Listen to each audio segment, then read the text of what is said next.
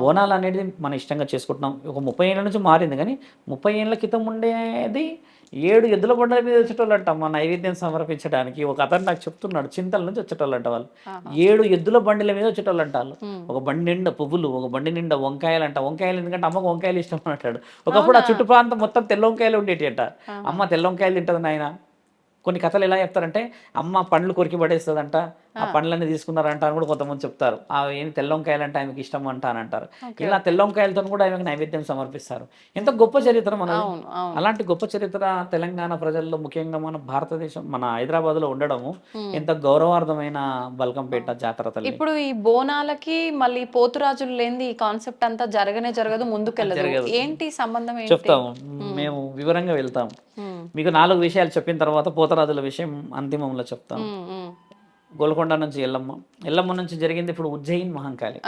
ఉజ్జయిని మహంకాళి యొక్క జాతరలో స్పెషాలిటీ ఏంది అసలు ఆ ఉజ్జయిని మహంకాళి వివరణమ్మ. ఒక చరిత్ర ఇతిహాసంలో దాగున్న నిజం చెప్తాం మీకు.